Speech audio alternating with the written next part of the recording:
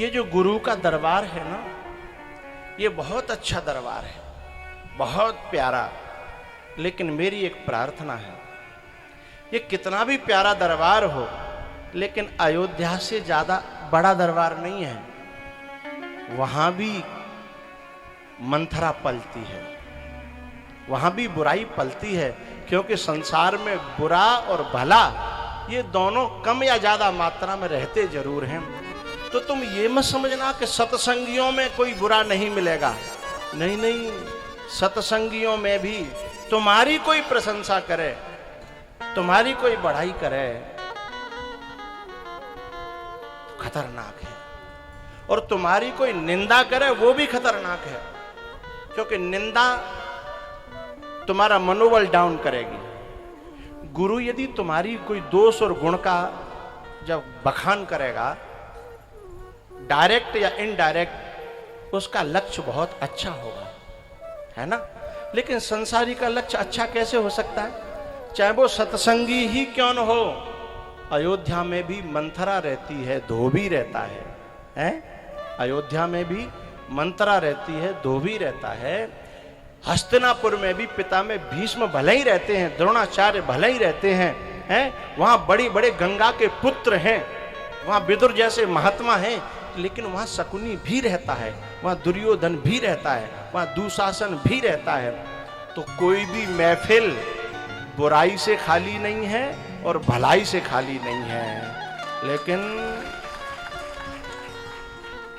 लेकिन निंदक और प्रशंसक, इन दोनों से अपने आप को बचाए रखना। जब गुरु के दरबार में आए तो केवल गुरु के बनना, केवल गुरु मंत्र के बनना, केवल भगवान के बनना। यहाँ आना, सबके साथ में प्रेम से रहना है, अपने मगौरे खाना, चाय पीना, भंडारा पाना, सत्संग में खूब अच्छी तरह से सबसे मेल मिलाप करना। लेकिन जहां कोई तुमसे तुम्हारी निंदा और बुराई शुरू करे या बड़ाई शुरू करे, बड़ाई भी खतरनाक है, बुराई से ज्यादा बड़ाई खतरनाक है। क्योंकि सबसे पहले हमें बांधने का, हमें एक हमारे यहाँ गाय रहती थी ना, गाय, तो कभी कभी बीमार होती तो हम डॉक्टर बुलाते, तो डॉक्टर इंजेक्शन लगाने से पहले उसको सहलाता था ऐसे करके उसकी गर्दन पे, क्योंकि तभी सुई लगाने देगी वो। पहले ने कहा भाई गर्दन है वो, यूं करके सहलावेगा तो वो समझ आएगी कि मुझे सहलावे आ रहा हो, इतने दिन, इतनी देर में झटके में इंजेक्शन लग जाएगा। तो जब तुम्हें कोई सहलावे तो जरा सावधान हो जाना कि जी कोई इंजेक्शन तो ना लगाए आ रहा हो, हैं?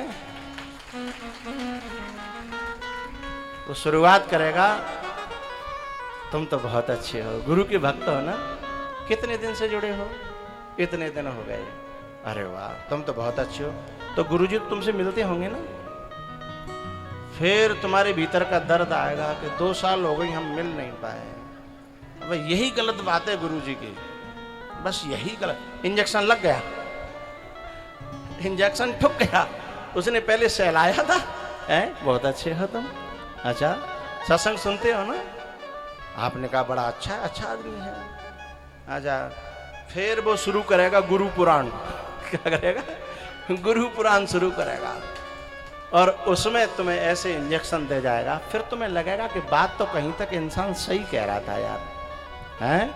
अच्छा पहले तो गुरुजी मिलते थे, हैं? पहले तो गुरुजी मिलते थे,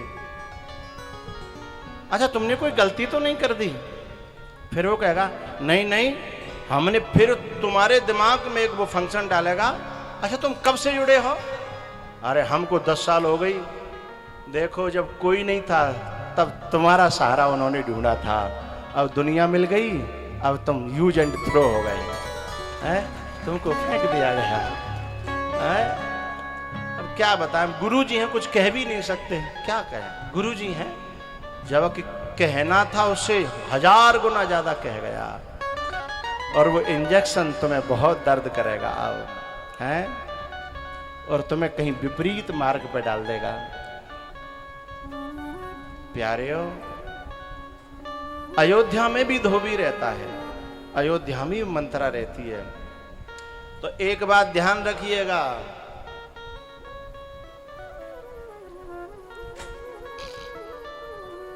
भंडारे में भी जब भोजन परसा जाता है तो पहले भगवान को भोग लगाया जाता है। घर में भी जब हम प्रसाद शुरू करते हैं तो पहले ठाकुर जी को भोग लगा देते हैं, हाँ या ना। लेकिन हमने यदि अपनी बुद्धि का भोग किसी और से लगवा लिया तो झूठी बुद्धि हो गई। ये जो दीक्षा होती है ना, दीक्षा, ये गुरु से दीक्षा ली जाती है तो उस दिन ये संकल्प लिया जाता है मन में कि अब दुनिया में 1000 बात चलेंगी, लेकिन उस समय हमें कान बंद करने पड़ेंगे, नहीं तो कानों में होकर के जाने हर चीज चली गई तो नुकसान करेगी। गुरु के मंत्र होने के बाद में अपने मुंह को, अपने कानों को, अपनी आंखों को ऐसे मत बना लेना जैसे तुम बफर सिस्टम में जाकर के अपने मुंह को बना लेते हो कि वहां पे जामनी जा रही है, टिक्की जा रही है, रोटी जा रही है, रबड़ी जा रही है, रायता जा रहा है। बफर में जाने वाला अक्सर करके रात को उल्टी करेगा कि सवेरे फिर कजू न कजू परेशानी हुआ है, चलो बाने समझी फ्री को जो कुछ है सके सो बाने जो नहीं देखी कि वो तो फ्री को है, पर जो तो फ्री को ना है, जो तो फ्री को ना फिर नुकसान होता है ना। तो संसार का कचड़ा खाना मत बनाना, कानों को संसार से बंद रखना है, अपनी आंखों को संसार से थोड़ा सा बंद रखना। गीता में कहा है कूर्मोंगानी व सर्वसः, जैसे कछुआ होता है, कछुआ के आसपास तुम जाके न्यों करो, 2 ताली बजाओ, एकदम वो अपनी गर्दन अंदर कर लेगो, पांव अंदर कर लेगो, उसे लग रहा है कोई खतरा है, अंदर कर लेगा। कूर्मोंगानी व सर्वसः है। ऐसे ही जब एक उदाहरण मैं दे सकता हूं, जो पहले जो बोरिंग होती थी तो वहां में पंप होती, पंप वहां में एक बाल होतो, बाल में सिस्टम जो होतो कि नीचे से पानी ऊपर आवेगा तो ही खुलेगा, यदि ऊपर से पानी नीचे जाना चाहेगा, तुम जानते होगा, तुम नहीं जानते हो, तुमने कहा ट्यूबवेल चलाए हैं, तुम नहीं जानती हो? अच्छा, तो जिन्होंने ट्यूबवेल चलाए हैं, जिन्होंने पंप चलाई है, अच्छा यूँ बताओ, पानी नीचे तो ऊपर जान दे और ऊपर ते नीचे जान दे हो तो खेत भरेगो? नहीं भरेगो, है ना। बाल लीक है जातो ना, लीक, तो फिर वहां में ते हटा के दूसरा नया बाल डालनो पर, तो है ना। ऐसा ही अपने कानों में, अपने आंखों में, आंखों के ऊपर तो बाल भगवान ने दिया है, 2 बाल दे हैं, जब चाहो बंद कर लो, जब चाहो खोलो, है। लेकिन कानों में बाल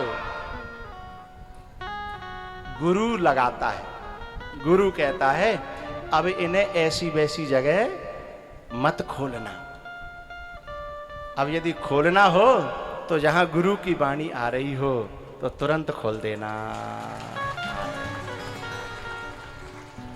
संसार की वाणी आती हुई दिखाई दे तो तुरंत बाल बंद है।